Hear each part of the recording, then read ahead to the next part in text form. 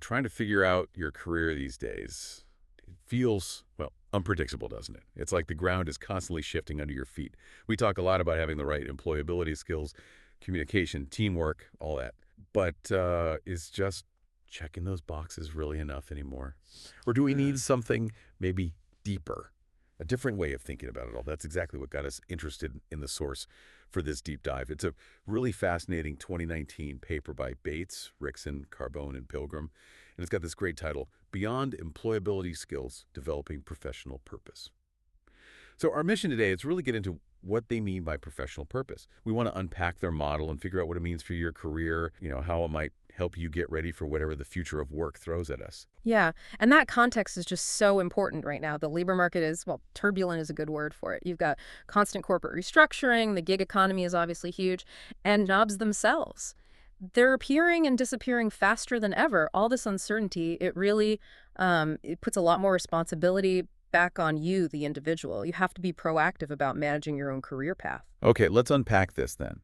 The paper argues that the old way, just focusing on, say, your degree subject, some transferable skills, maybe an internship, it's just not cutting it anymore. Yeah. So what's the alternative they're pushing for? Was this more person-centered idea?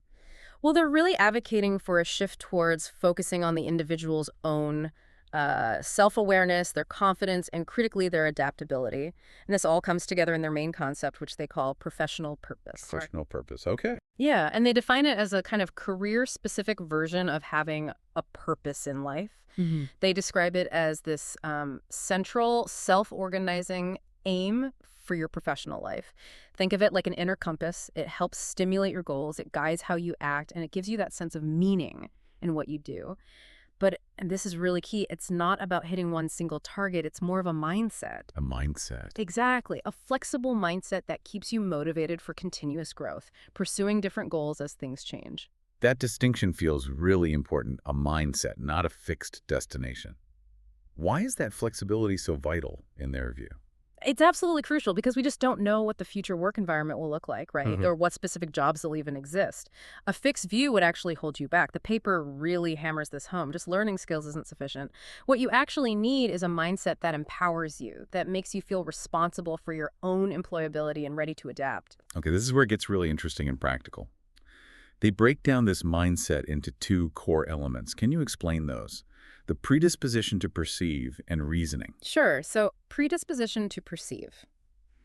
Think of that as your underlying foundation. It's your values, your beliefs, the things that shape how you see the world and what you care about professionally. It gives you direction. Right, like your internal compass. Precisely. And then reasoning is how you use that compass. It's the active part, the approach you take to actually applying that mindset to solve problems and navigate your career challenges. Got it.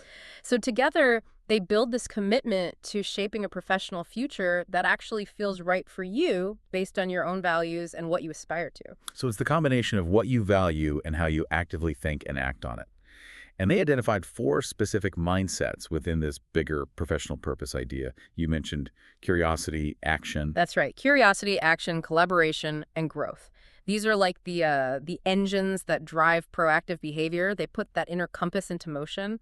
Okay, so how do they see these playing out? They did a study, right? Study 1. Yes. Study 1, it was qualitative, involving about 33 undergrad students, a mix of domestic and international. They used workshops and interviews to really dig into how these students were thinking about their careers and making decisions. And what did they find? Were these mindsets actually visible? They absolutely were. All 4, curiosity, action, collaboration, growth, showed up in how students talked about their career planning. But here's the really fascinating part. They also found clear evidence of alternative mindsets, more restrictive ones. Wow. And these alternative ways of thinking really seem to limit how proactive the students could be. It just highlighted how much your mindset matters. Let's break those down. First up, curiosity. What did the proactive curiosity look like? So these students were actively exploring, right? Thinking about their own goals, what fulfills them, looking into different industries. Exactly, and talking to lots of different people to get perspectives. There's a great quote from one student. I'm working out what a fulfilling job means for me. That really captures it. Simple, but powerful. Yeah. And then the contrast. The alternative mindset was marked by, well, anxiety, a kind of closed-off approach to exploration, often just a really narrow focus on getting a job, any job almost, without much thought about whether it was meaningful work for them. Like that other quote, the one about, We're not here for the fun of it at $1,300 a unit. We're here for a job. It's quite stark, that difference in perspective. it really is. Okay, what about the second one? Collaboration. So the proactive collaboration mindset here. Students were actively seeking out and working with people, alumni, mentors, industry folks. They were trying to deepen their understanding, build real relationships, and use feedback to make better choices, leveraging their connections. Makes sense, like building a support network. Right. And that student quote captures it well. I want to talk to people in industry about their experiences in getting jobs and what happens in their job in the industry. They're seeking out those conversations. And the alternative to collaboration. The alternative showed up as more like feelings of isolation and a kind of passive waiting for others to make the connections for them. It wasn't proactive building, more like hoping someone else would do it. Like the comment, if you help me connect, I feel more engaged, purposeful, and confident. So it's framed as dependence, not initiative. Exactly. The source sees that as a more dependent stance. Okay, third is the action mindset. What does proactive action look like here? This was about students really getting involved, using their skills, trying things out through internships or part-time work, actively expanding their network, just doing things. Like the student who said, I was Googling, trying to figure out what I was going to do with my degree. Simple, direct action. They're taking initiative. and the flip side, the less proactive approach. That was characterized by being more reactive, maybe dependent, and definitely apprehensive about exploring career options. Feeling hesitant. Like it feels too big or scary. Yeah, exactly. That quote about industry experience being scary nails it. I know that some of my friends are ready from day one. Others need a gentle push while others need a lot more support. There's a real fear of taking action there. Understood. And the last one, growth mindset. So the proactive growth mindset, these students were reflective. They thought about their actions, their development over time. Crucially, they saw challenges or setbacks not as dead ends, but as opportunities to learn and grow. Like a learning orientation. Precisely. The student who said, there are many times throughout my course when I will reflect whether my current study area will lead to a fulfilling career.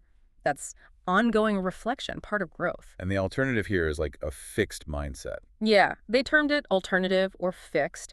Attitudes seemed set, maybe a bit rigid, even if they were uncertain, a kind of belief that your traits are just what they are, you can't really change them. And that feeling of being stuck comes through in the comment. Sometimes as a student, you get so caught up in the units in a semester, you start to lose sight of what you're doing it all for. Wow. Okay, so these four mindsets, curiosity, action, collaboration, growth, are clearly powerful. But how do they fit into the bigger picture? The paper links them to other areas of development, doesn't it? It does. They talk about 3 broad domains of development. Think of these as the essential personal resources, both human and social capital, that you need to actually pursue your professional goals effectively. Okay, what are those domains? They are self and social awareness, navigating the world of work, and broadening professional networks. Self and social awareness, navigating work, building networks. Got it. Yeah. And to see how well these are being developed, they did another study 2. This one looked at university courses. That's right. Study 2 looked at existing university curricula. They got over 40 academics to map the learning outcomes of their courses against these 3 domains. So trying to see what universities are actually emphasizing. Exactly. And the results were pretty revealing. What do they show? Where's the focus? Well, the domain that got the most attention by far was navigating the world of work. Almost half the learning outcomes landed there, 45% for undergrads, 42% for postgrads. Okay, so things like understanding industry trends. Precisely. An example learning outcome was something like, discuss and critique contemporary trends, policies, and movements in the profession within Australia and internationally. Very practical job-focused stuff. Right. What about the other 2 domains? Self and social awareness came next. It accounted for about a third of the outcomes, 38% undergrad, 32% postgrad. This is where you'd find outcomes like demonstrate professionalism, integrity, ethical conduct, awareness of professional practices. So more about personal conduct and understanding yourself in a professional context. Still important, but less emphasized than navigating the work world itself. Yeah. And then the domain that got the least focus was building networks. Only 17% of undergrad outcomes and 26% of postgrad outcomes fell here. Wow, that's quite a bit lower. It is. An example here would be demonstrate professional relationships with education professionals, students, and families. So focusing on actually building those connections. So the big takeaway here seems pretty clear. Universities are doing a lot on teaching you about the world of work and the skills needed. Yes, definitely prioritizing that practical knowledge. But maybe less explicit, focus on developing that deeper self-awareness or, especially, the skills and mindset needed to proactively build your professional network. That's what the data strongly suggests. It's, like you said earlier, maybe getting the map, but not as much focus on building your personal navigation system or the roads themselves. And the authors see this imbalance as a potential issue. They do. They imply that curriculum design might need a rethink to make sure all three areas get adequate attention, ensuring a more holistic development. It suggests a possible gap between what traditional education might be focusing on and what's really needed for long-term career resilience and purpose. Okay, so pulling this all together from this deep dive, the core message seems to be that getting ready for today's job market isn't just about stacking up skills. It's really about cultivating this active, dynamic, professional purpose mindset, driven by that curiosity, action, collaboration, and growth. Exactly. And that mindset needs to be supported by ongoing development in those three key areas. Yourself and social awareness, your ability to navigate the work world, and actively building your networks. And the really hopeful part, I think, is what you mentioned earlier. That mindsets are malleable. Yeah. Yes, that's such a crucial point from the study. It means if you listen to this and think, maybe I lean towards being a bit reactive or I don't explore enough, you're not stuck like that. You can change it. You absolutely can. You can consciously work on shifting your thinking, cultivating those more proactive mindsets. It gives you a really practical way to boost your own adaptability and, ultimately, your employability, which really brings up a key question for everyone listening. Yeah, how can you, listening right now, actively work on building these mindsets? Curiosity, action, collaboration, growth. Even if maybe your education didn't focus on them explicitly, what small steps could you take in your own life, your own career journey, starting now?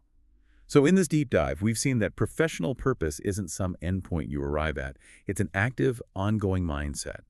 It's fueled by curiosity, driven by action, strengthened by collaboration, and constantly evolving through growth. And it shapes how you navigate your career.